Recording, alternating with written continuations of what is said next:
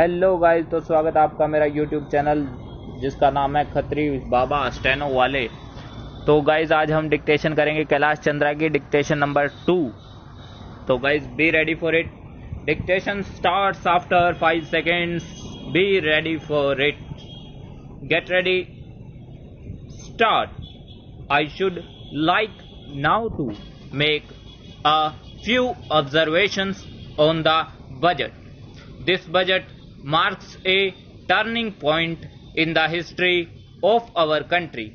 It is no use attempting, as some of my friends have done, either to depreciate the budget very strongly or to suggest that we are not witnessing a new revolution in our methods of fiscal training and technique.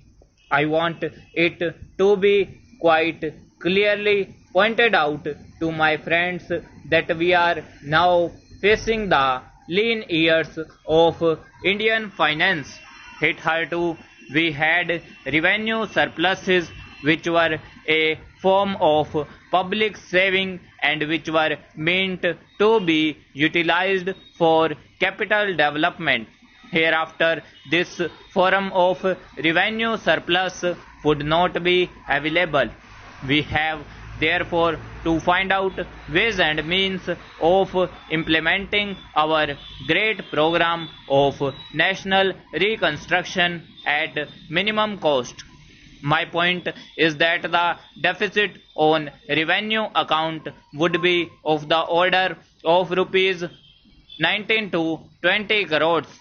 Here, let me point out that I do not agree with those of my friends in the finance department who have attempted to suggest that rate 9 or 18 crores which are obtained from Pakistan should be put to the revenue side of the budget. They are to be put on the capital side, but that does not seriously alter the trend of my argument. What I am suggesting is that we would have to be prepared for a deficit of a much higher order even on the revenue side.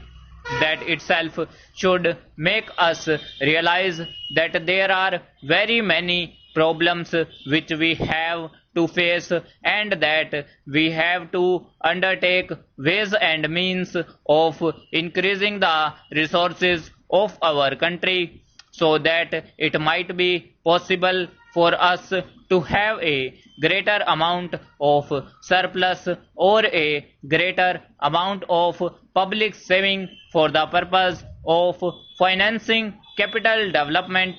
The finance minister, in the course of his speech, Mr. Deputy Minister pointed out that the deficits during the past 2 years were of the order of rupees 83 crores.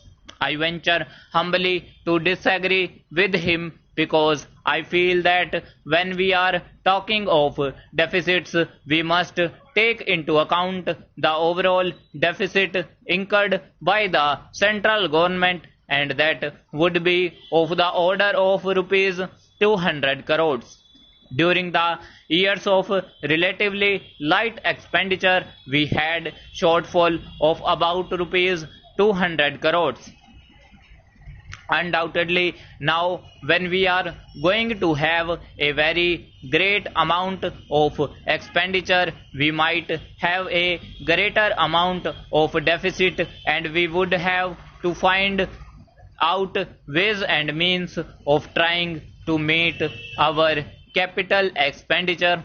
Some members have pointed out that deficit financing is good. Others have pointed out that it is poison.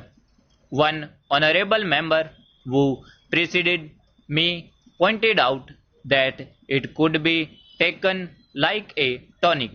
Now, I am not willing to enter into the merits of deficit financing or demerits of deficit financing. in an academic spirit. The time has now come when we should face realities.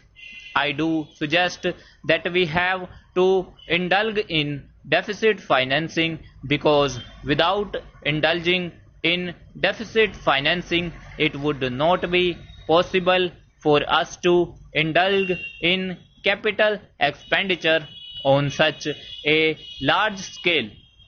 But when we are talking of the scope of deficit financing, I would like to place before the House and the Finance Minister the two great limitations which face us.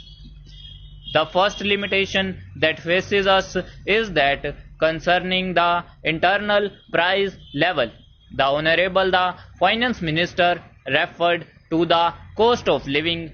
He said that he has going to keep a watch over the cost of living so that it may not shoot up within a short period and make a mess of the plans of capital development.